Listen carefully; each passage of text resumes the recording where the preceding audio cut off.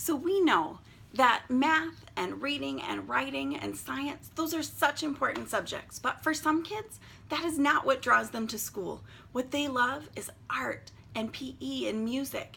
And we want to make sure that every kid has something that they love and that they excel in at school. Even if there's some things that you just have to learn because it's important. I think art is one of those things. So we have things all the way from the youngest of children as they start to learn about colors. And this book actually, so they identify the colors, but then towards the end, there's a page that talks about what you get when you mix different colors, and how colors can make up the world. And in a similar vein, but a little more advanced, is this big book of colors. I keep this one at school, even for my fourth grade students, because it starts getting into, so it talks about the basic concepts of primary and secondary colors, but then it gives you these pages for each color, and it doesn't just say blue.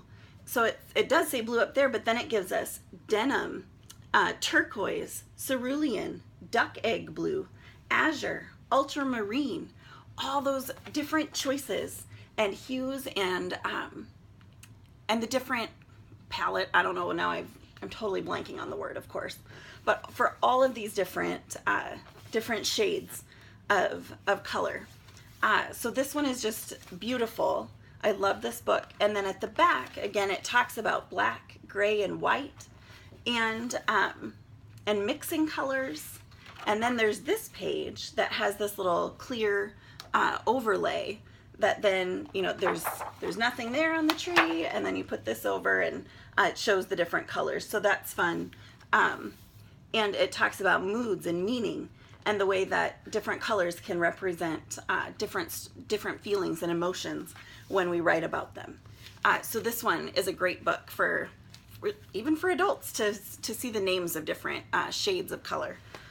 I am a firm believer, not just in knowledge about art, like colors and paintings. We do have some fantastic books about artists, and we have some that are like 100 Things to Make and Do, because it's not just about knowing about art, but I think one of our biggest things that kids are lacking these days is the fine motor skills to actually do some of these art activities. So this mosaic sticker book, this one happens to be the dinosaurs, but we have a flowers one and a couple others.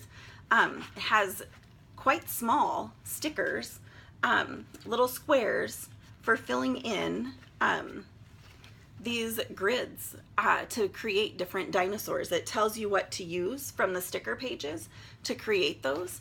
And I think this is a really fun way to get to be doing something just small with our fingers, practicing and building those fine motor skills to be able to complete some of those art projects. Another one that can build our skills, and maybe for our little bit more rambunctious kids, I know we shouldn't be throwing paper airplanes in school, but it gives the directions for how to fold the different types of planes in the front cover, and then there are actual sheets, designed pages that have the lines for where you fold to create the different paper airplanes. Again, building those muscles in your fingers, things you don't think about, but even being able to fold straight lines. So important to being able to do many, many tasks as kids get older. We have a paper dragons one and a spaceships with the same idea. And then, again, when you're back to learning about the actual subject of art, learn like head knowledge about it, not the like physical doing art, we have a Lift the Flap book that talks all about famous paintings, famous artists, the ways that people have made art through history, different kinds of artwork.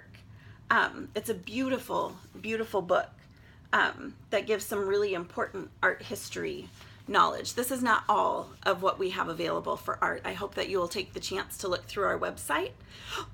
But we're out of time. I heard the bell.